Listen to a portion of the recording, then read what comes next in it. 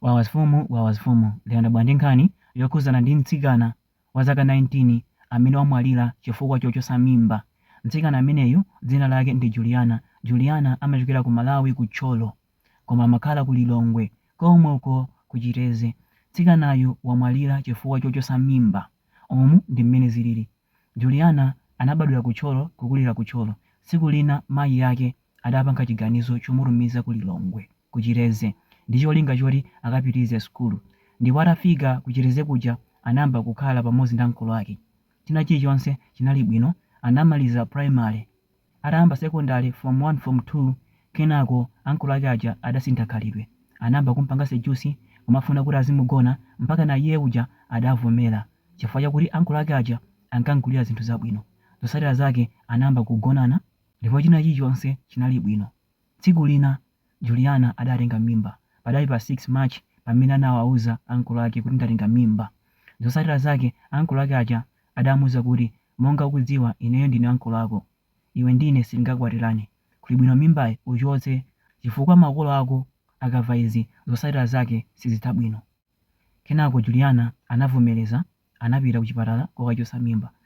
Anayamba kukhala wiki yoyamba, wiki yachiwiri mthupi munayamba kuphwanya, sankamva bwino. Zotsatira zake adapitanso ku chipatala. Atafika ku chipatala adamuwuza kuti mimbamu munasala zinthu zina mu nthawi imene umachotsa mimba. Anampasa mankhwala okafulasha zinthu zija kuti zonse zichoke.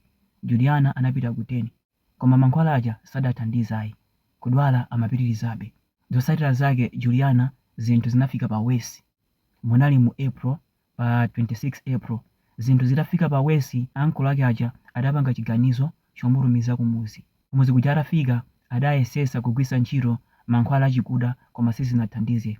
Zotsatira zake dzulo Juliana wamwalira chifukwa chochosa mimba. Ndendabwera ndi nkhani imeneyi ndi cholinga choti atsikana ena ake mutengerepo phunziro. Atsikana, ngati mamuna wakuwuzani kuti uchotse mimba imeneyi, chonde osavomereza. Moyo umene umakhala pa riski ndi wako osati wa iyeyo. Iyeyo zake zili bwino. Komanso mukamagonana mumakhala mukudziwa zotsatira zake, kuti apa ndikutenga mimba kapena ezi, ndi chifukwa chani chomachotsa mimbayo. Ngati simungakwanitse, kuli bwino kugwirisani ntchito kondomu, kusiyana kuti muzidyana pleni zotsatira zake kumachotsa mimba. Tamuoneni Juliana wafa ali wang'ono, anali ndi maloro akulu, koma maloro onse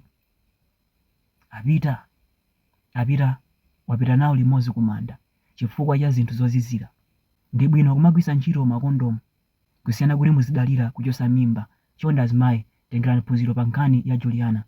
Mamunayo life goes on, iyeyu mudoti.